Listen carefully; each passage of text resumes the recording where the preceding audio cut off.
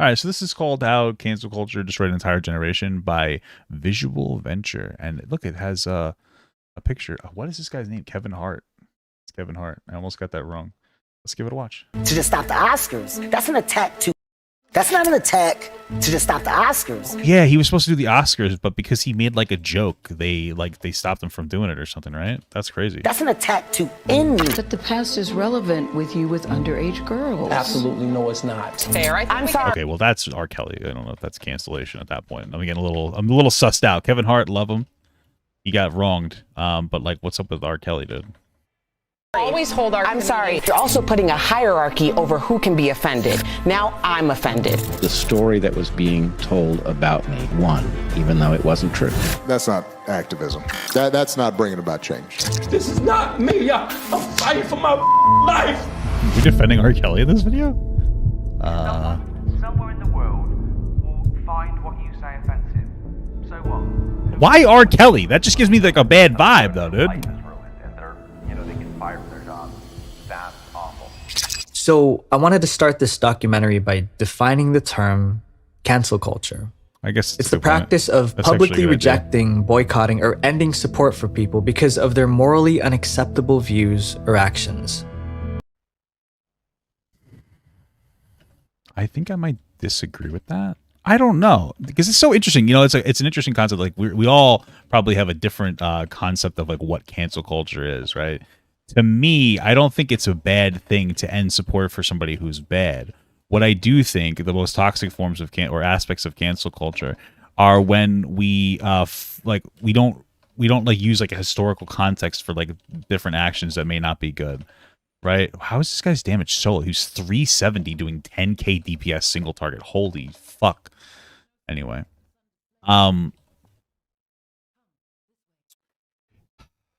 it's more of like this outrage and trying to like destroy somebody for doing something that's perceived as like wrong, but like, I don't know. There's so many factors.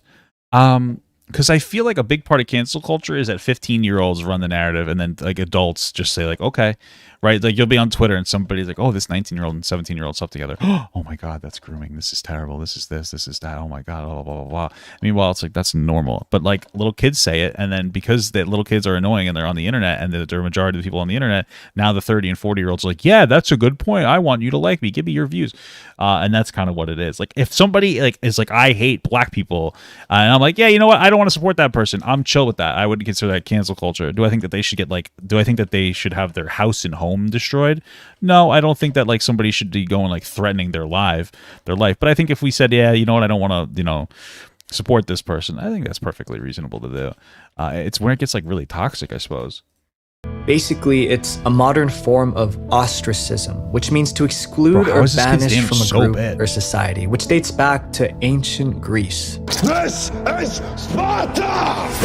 That wasn't Greece, that's Sparta, but you know.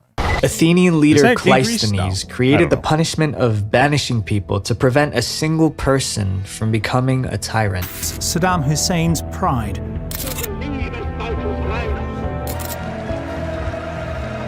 Joseph Stalin dominated the Soviet Union. The way they would do this is similar to our modern day elections, only no one wants to win this one. Citizens of Athens would write the name of their candidate on a piece of pottery. 6,000 votes would be cast, and the person with the largest number of votes would be banished for 10 years. Yeah. If they refused, they were sentenced to death. But here's the kicker. When they came back after their time was served, it was as if nothing ever happened. Their citizenship was still theirs, and the people of Athens welcomed them back with open arms. I don't know if the same can be said about cancel culture today. Now, the term cancel culture is everywhere. Cancel culture. Cancel culture. Cancel culture. Cancel culture. Cancel culture. Cancel culture. Cancel culture. It first started roughly around 2017 after the idea of canceling celebrities for problematic behavior became popular. Merriam-Webster correlated the rise of cancel culture with the Me Too movement. Hi, my name's Tarana Bird, and I'm the founder of the Me Too movement. Thousands of women are using two words on social media to identify themselves as survivors of sexual harassment and assault. This is global. Then, it gained more steam. Google Trends show that there was almost no search for the phrase cancel culture until 2018. Soon after, celebrities including Taylor Swift and Kanye West were being canceled. Writer Jonah Bromwich explained that almost everyone worth knowing has been canceled by someone. And finally, the best definition of canceled was posted on Urban Dictionary. So if cancel culture started as a means to punish people who've done regrettable things, then I mean, like, listen, I think another part of cancel culture that's super toxic is that it doesn't allow for a pathway of redemption. Right? Like a lot of times like this, like what was it, like a 13-year-old that said guacamole N-word penis, and then like they got canceled on Twitter. It's like it's a 13-year-old. Do you think they even know what they're saying? I don't know. What's so bad about it?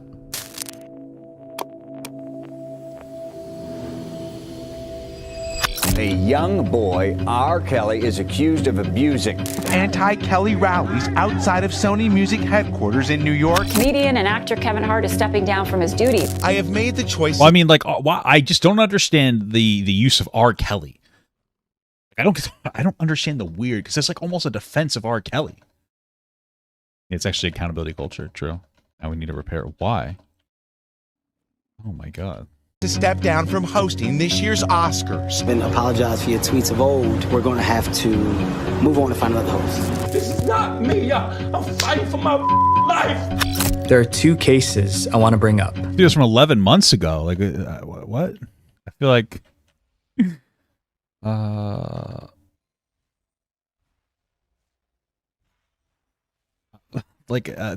R. Kelly, we kind of knew he did it back then, yeah? Right? Let's take a look at the timeline of R. Kelly's demise. In 1994, he married Aaliyah. The catch? He was 27 and Aaliyah was 15 years old, but faked being 18 on the wedding certificate. In 2002, he had two other court cases which involved illegal acts with minors, and the cases were settled with R. Kelly paying a lot of money to cover them up. So a rich person that did a really bad thing, but he all he had to do was pay some money and he was able to get away with it. That's incredible. Wow, what a system we live in, huh? In the same year, he was charged with 13 counts of producing illegal child videos, although there wasn't enough evidence to find him guilty. Gloria Allred, the lawyer who represented several of his victims, explained that of all the predators I have pursued, R. Kelly is the worst. Finally, in 2018, R. Kelly was canceled. #mute R. Kelly. Good. Yeah. Now let's take a look at the second case. How you doing, Kevin? How are you, big guy? What's up, fam? All right, Kev, you're the man. Oh, maybe he's using R. Kelly as like a look at, you guys gave R. Kelly the same treatment that you gave like Kevin Hart, or really like you gave Kevin Hart the same treatment as R. Kelly. Like, what are you doing? This is so disproportionate. You guys are crazy. Maybe that's what he's saying. In July of 2009, Kevin Hart sent out a series of tweets regarding homosexuality. Fast forward to almost 10 years later, on December of 2018, Kevin Hart was announced as the Oscars host. Within hours, Twitter users began reposting Kevin's old tweets and jokes, saying that he never apologized for them, therefore should not be allowed to host. What were the tweets actually? Were they that bad? I can't even look into it right now. How bad were they? Homophobic tweets resurface. Hart has since apologized. Maybe The Oscars. Articles upon articles were being formed about Kevin being homophobic and unwilling to apologize for it. And on that note, Kevin Hart stepped down from hosting the Oscars and proceeded to apologize. And apologize. I had to address it when I did Get Hard promo with Will Ferrell because of my joke that I had about my son. And apologize. I had to address those tweets in 2012. And apologize. Evan, apologize for you. He's apologized this like 20 times already. What the fuck? What did he say? Anybody like know? How are we dying this easily from this? This is actually insane. Tweets of old. This is not the first time this has come up. I've addressed it. It's onion, so no matter how many times you keep peeling it, there is no end to it. I apologize again. I said I apologized before. Did Kevin Hart deserve that backlash just as much as R. Kelly did? No, definitely not. One problem with cancel culture is that it cannot be monitored. In a criminal justice system, the aim is to judge a crime fairly and create a punishment that matches the crime. And while it's not perfect, when you compare that to cancel culture, I think the point is clear. The crime doesn't usually match the punishment. I'm not saying that Kevin Hart has never been at fault. He said things he regrets, but he's learned from them. He has rebuilt his reputation and vowed to never make those jokes again. My friends, some of the best lessons we ever learn, we learn from our mistakes. But does cancel culture allow us to do that? I want to apologize to the internet. Logan Paul just keeps making mistakes, so Logan Paul just keeps fucking around. Nah, man, it's crazy because we live in like an era where people are so hyper, like, they're so hyper, like, I don't know, toxic about other people's mistakes. But if your life was on blast as well, they'd probably see that you weren't the greatest guy in the world. You know? Honestly, it's nuts. And it's like, but if your shit came up, like, I'm not that person anymore. But when it's somebody else, it's like this weird toxic, like, I want to feed off of somebody. It's crazy.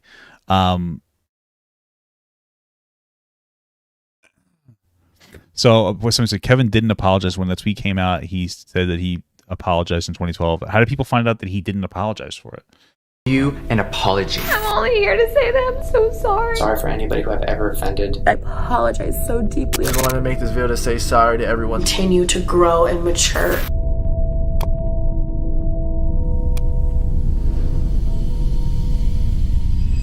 Who are they to tell me what I can and can't do? I mean, we're better to hear different ideas and argue. As the cultural shift toward political correctness has swept through our society, the expectation for us now is to be socially aware.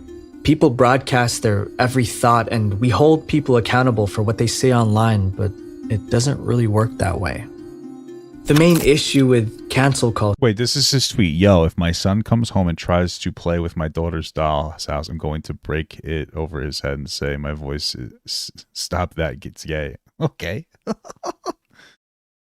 All right. So he deleted it after they found it. Dude, who scrolled that far down to Kevin Hart's tweet just to cancel this guy? Bro, that's so obsessive and weird. Okay, yeah, it's not ideal, but like, okay, why are we shitting ourselves about it? Like, all right, that's not ideal. Probably a joke. Only reason I think it might be a joke is because I think Kevin Hart's a comedian. I don't know if you guys knew that, but like, I'm a detective, and I figured out that Kevin Hart is a comedian. I think allegedly, he's allegedly a comedian. So I figured that out. Culture is that it does not allow people to learn from their mistakes. Individuals are more often than not shunned and no longer supported, no matter the apology. But as humans, we need to make mistakes to grow. In a recent That is true. That is true. Study, Gabriela Stoya looked at math classrooms to I'll tell you, man, like, I say this all the time. Like, I am the kind of guy who needs to like touch a hot stove to know it's hot. I know that's stupid, but like, how does it feel? I make a lot of mistakes, bro. And I feel like a lot of us do, and you know, it is what it is, brother. You know, you move forward. Life's complicated. It's unfortunate. And honestly, I think the best people in the world are the people who have made mistakes and grow from it, rather than the people who've never made those mistakes in the first place. I know it sounds weird, but I don't know. There's something about people who are like, yeah, you know what? I really regret this point in my life. It's just so genuine, you know? I don't know.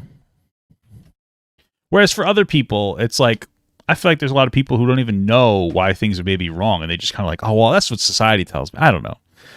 It's and so it's like, yeah, where does it come from? Maybe I'm wrong, but I just kind of feel like people who have made mistakes before, I just resonate, identify with them more, I guess. Consider the impact of mistake-friendly versus mistake-unfriendly environments. They found that when students perceived their classroom as accepting of mistakes, they worked harder. But in a mistake-unfriendly environment, they just felt fear. True, because you're afraid to make a mistake. It's true. That's why I stopped screaming at people in video games, because I realized that when I would do that, they wouldn't play any better. It'd actually make them worse. I think we can all agree that if someone does something unacceptable, they should be held accountable. But at this point, there's a fine line between accountability and... Well, accountability is supposed to be proportionate. That's why we have like laws. It's like there are people that will basically steal a candy bar and get sentenced to murder on Twitter, you know? Bullying. What's disturbing about canceling is that it allows people to hide behind a screen and openly humiliate a person. Yeah, and it makes them feel strong too. That's one of the problems too. When like when a content creator will hit an impasse where people will give them a lot of shit, And then they'll like fold. Like, oh yeah, I'm so sorry, and they start over apologizing, and all of a sudden now they're like, look at this power we had. Anytime my creator does something wrong, I'm going to avert. I'm going to say it's bad. I'm going to avert. I'm going to say this is wrong. Why are you doing this? And then the guy goes, oh, I'm sorry. And all of a sudden you put yourself into a hole. That's why you can't really concede to your audience. That's why it makes it difficult to like have true accountability. Like, what was it? Chris Clemens made a joke. It was like, oh, girls that had Bratz dolls sucked dick in the 5th grade. Oh my god, it was a joke. And it's probably true, too. It's gross, but, but we have to shit on everybody. With the support of thousands or sometimes even millions. You're right. Jokes can be vehicles for actual beliefs. Kevin Hart might be a little homophobic and not want a gay son. It's okay, maybe he's changed his mind, or maybe he doesn't make those jokes anymore. Like, he shouldn't be homophobic, but it's okay. Just don't be hateful. If you have a gay son, understand that they're gay and you should accept them. You shouldn't be that, because you're just making your kid feel very uncomfortable. 12-year-old classmate jumped to her death a month ago. A sheriff in Florida has arrested 2 girls ages 12 and 14 on felony charges of aggravated stalking in a case of cyberbullying. Here's the summarized definition of cyberbullying according to stopbullying.gov. It takes place over digital devices and can occur on social media and forums. It includes posting harmful or false content about someone causing humiliation. If you ask me, that sounds pretty close to canceling. When people say, I hope you die, somebody should kill your family. It is online. Jesus Christ. Bullying. Bullying is an emotional response, not a logical one. When you're angry, you post these hurtful things and encourage others to take action on it too. True. It violates the principle that our justice system is built upon, innocent until proven guilty. But the difference between bullying and canceling is that people who cancel others believe that they're doing the right thing. Yeah, that's the biggest problem, bro. They literally think that they're being the morally virtuous person. They stand up for the by creating an environment that doesn't allow people to make mistakes and grow from them. Injustices they see on social media and don't even question if it's real or fake, or if it's something they even fully understand. Because if it's on the internet, then it must be true, and you shouldn't question it, right? Fake news. We live in a fake world points out. You are fake news. Misinformation. Misinformation. Fake news. Fake news. Ton of misinformation, ton of disinformation, which is intentional misinformation. It's actually crazy.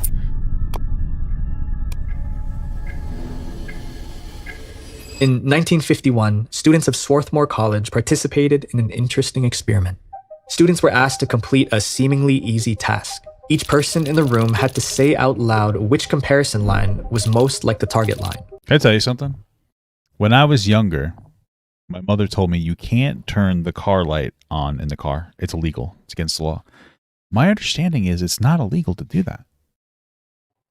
And I just believed it. And that's disinformation. And I'm going to sue my mother for fake news. Asshole. But the catch was, everyone in the room was in on the experiment except for the last person. The answer was obvious, but the people in on the experiment would always choose the wrong line. So what did the real participants do? Definitely C. C. After 12 trials, 75% of real participants conformed to the group and at least once gave the wrong answer. Oh, well, this is at least once. Wait, what? And of real participants conformed to the group and at least once gave the wrong answer. At least once gave the wrong answer? There's 12 fucking questions. What if they just got it wrong? What? And in the control group would form to the pressure to conform. After 12 trials, 75% of real participants conformed to the group and at least once gave the wrong answer. And in the control group with no pressure to conform, only less than 1% of participants gave the wrong answer. Oh, okay. I guess I see the contrast. That was weird the way that they said it. Conformity is ingrained in our human nature. In order to survive, we must live in a community. But what's different about our current generations is that we are not just connected to it. See, it's not illegal to drive with your car interior lights on. Fuck, my mom's a liar. God damn it. Small community. But now the entire... It's crazy, dude. All of our parents told us the same. My wife told me the same thing. She's like, yeah, my mom told me that too. What? I'm going to tell my kid that too, because I don't want the light on in the car. It's annoying. Your world. Class action lawsuit against my mommy. Through social media. All the mommies of the world. Spreads like wildfire, but as we've seen in the study, it spreads even if it's fake. He's professor at Evergreen State. Not my own mom. I mean, like, Wait, isn't this the guy that wasn't this guy on Joe Rogan? And he called the race-based demand, quote, a show of force and an act of oppression. Read your letter, and your letter didn't sound racist at all. It sounded very well thought out. The inflammatory response to your letter was so disturbing and shocking. The administrators sided with the protesters, even though they knew full well there was no evidence of racism. I was pursued as if I had said something egregious, allowed the world to see that this isn't about guilt at all. It's about power. You see this happen in the incident. What did he write? Of Evergreen State University's professor Brett Weinstein. He made national headlines for being racist. Said some racist. I did not. Once a year, this university allows students of color to take a day of absence. But this time, it was flipped. Rather than telling people of color to stay away for the day, they told white people to stay away for the day. Weinstein didn't believe in this flip, so he wrote a letter against the new policy. Because of this, 50 students showed. Wait, what's this? What? Being racist. Said some racist. I did not. Once a year, this university allows students of color to take a day of absence. Okay, so that's already kind of cringe and woke, but okay, sure. They allow them to take absence. But this time, it was flipped. Rather than telling people of color to stay away for the day, they told white people to stay away for the day. So they went from black people can take off if they want to white people have to stay away. Those are two very different things, right? I ain't complaining. I'd rather not go to school too, but... Weinstein didn't believe in this flip, so he wrote a letter against the new policy. Because of the... When you first started the new structure for day of absence, day of presence at the past faculty meeting, where no room was left for questions, I thought I must have misunderstood what you said. Later emails seem to... What is happening here? I'm trying to like fast forward it and it's not working. Later emails seem to muddy the waters further. While inviting committees to participate, I now see from the bold-faced text in this email that I had indeed understood the words correctly. There is a huge difference between a group or coalition deciding to voluntarily absent themselves from shared space in order to highlight their vital and underappreciated roles. The theme of the Douglas Turner Ward play Day of Absence, as well as all the recent Women's Day walkout, and a group or coalition encouraging another group to go away. The first is a forceful call to conscience, which is, of course, crippling the logic of oppression. The second is a show of force and an act of oppression in and of itself. So the first one is like, okay, what he's saying, the wording's weird. The first is a forceful call to consciousness, which is, of course, crippling to the logic of oppression. So the idea is that the first one gives us empowering for people to be able to do what they want, and the second one is by force. You may take this letter as a formal protest of this year's structure, and you may assume I will be on campus a day of absence. I would encourage others to put phenotype aside and reject this new formulation where they have registered for it. Okay. There's interest in public presentation and discussion of race. Yeah, it doesn't sound racist at all. He's just saying that it's bad that you're forcing people to stay away. It's super fucking practical and normal. Protesting that he was racist. Bearded man with his hands on his head is Brett Weinstein. But they were wrong. They imagine that I am a racist and that I'm teaching racism in the classroom. The story that was being told about me, in the end, won, even though it wasn't true. His intentions were actually to help the cause because he felt that the former option of allowing students of color to stay away for the day had a more powerful impact. But at that point, no one would listen. The videos went viral, and after being professor for 14 years with not a single incident of racism, he was forced to leave. Wow, that's fucking insane. This is just one of the thousands of stories you can find online. There are millions of people who stand up for something they believe is moral, but in reality, they're misinformed. This is the problem of mob mentality.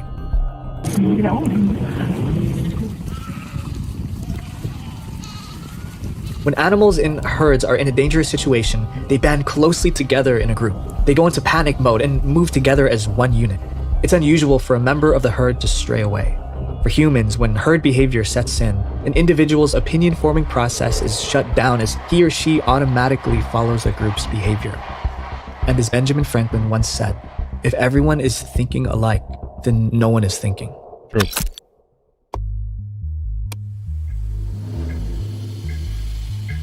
Gen Z, don't let cancel culture be our legacy. Kind of rhymes. Could be like in Glee. That rhymes too. If someone somewhere in the world will find what you say offensive, so what?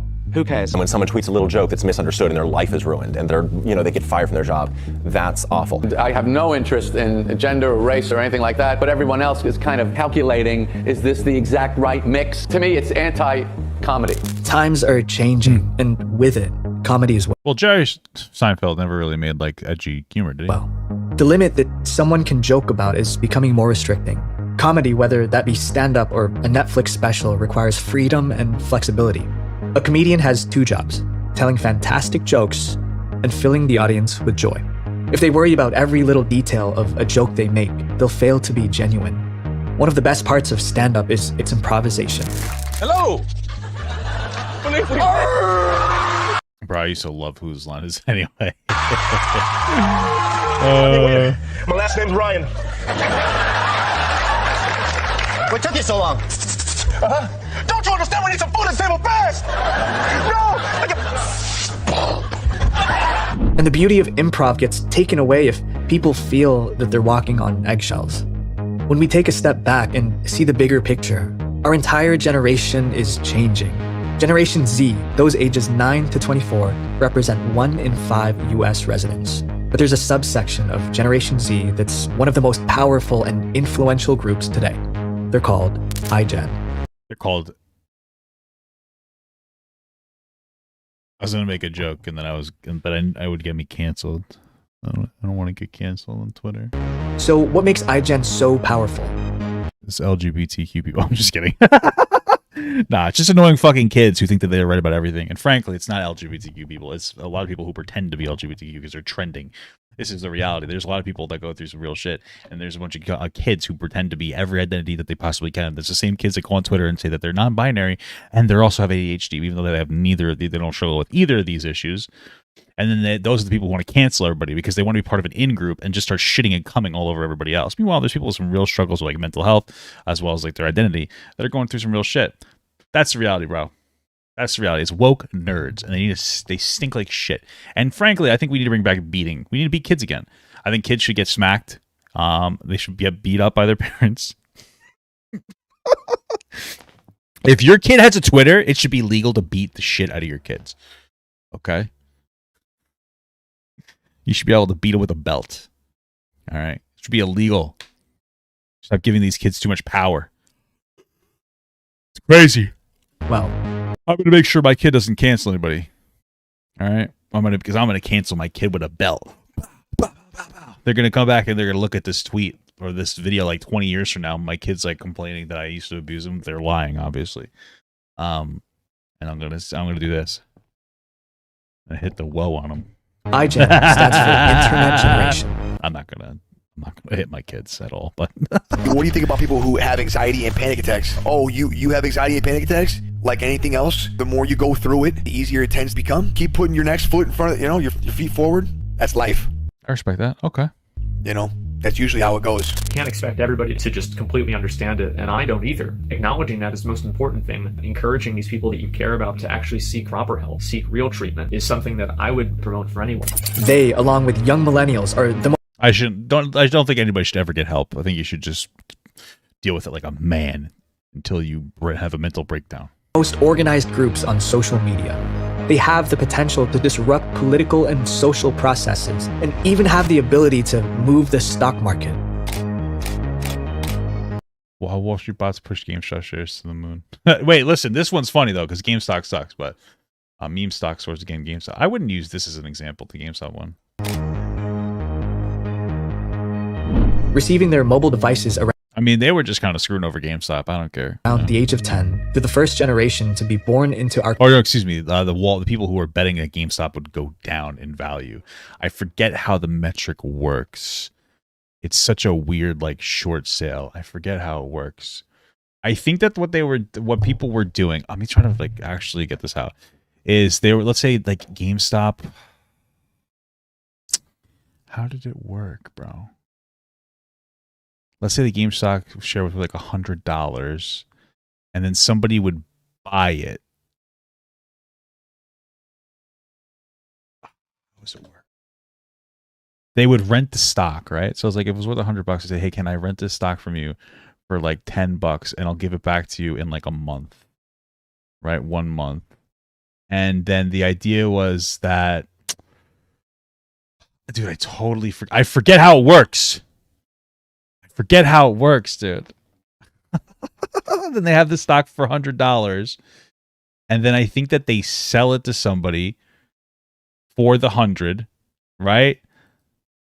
and then they wait the month, and their idea is that like in a month it'll only be worth like 30, let's say, so they could buy it back at 30, and so they spend $30 on that plus the $10, so they ended up making $60. I think this is how it works. And because they jacked up the price, they were buying in at 100, but they couldn't sell it at like the one at the whatever at the 30, so they ended up having to sell it higher, and they got screwed. I think that's how it's like short-term lending. I think this is how it works. Does that make sense? So you buy something up, you hope that it doesn't do well, so you wait like the whatever period. You buy it for like you rent it. You know, you rent it for a little bit, kind of a thing, and then you put the promise to give back. A margin call, is that what it's called? You know, a connected world where social media and screens are the norm. They're digital natives. Online communication is not something they had to learn. It always surrounded them, and they relate better to mass media than any other generation. Together, their voices are powerful. And I want to make a request to the Gen Zers. No, what? What do you mean, no? What did I get wrong? Fuck you. And millennials out there, including myself. Don't let cancel culture be your legacy. Former President Obama warned our generation against the dangers of cancel culture. Obama. He explained that people are... What do you mean half right? What part did I get wrong where you're saying I'm half correct? ...going overboard, condemning others all the time. Ex-President Donald Trump described something similar. The goal of cancel culture... Well, Donald Trump isn't a particularly nuanced person, so I doubt that he described anything similar. ...is to make decent Americans... That guy's pissing fucking iron, dude. ...live in fear of being fired, expelled, humiliated, and driven out of society as we know it. The thing is that like the positive thing for me is like I'm an internet guy, I do my own thing. I probably wouldn't get canceled even people are like, oh my god, some of these things that he says are a little edgy. And then if I ever could work on the internet again, like where I live is really racist, so I can get a job anywhere. I'm just kidding. If we want to do good for our generation, let's not start with bullying, but rather with... Let's end with bullying. A conversation. To hold... I wasn't less than half right. I was correct. Shut the fuck up. People accountable for their actions, but not push them to the brink of ending their own lives for mistakes they have already learned from. True. If you want to make a change in the world, that change starts with no one else but you. Now go make the world a better place. Well, that part I'm not going to do, but good video. I want Papa Gut to pee on my face, but just as a friend. There's nothing weird about that. I want him to pee on my face.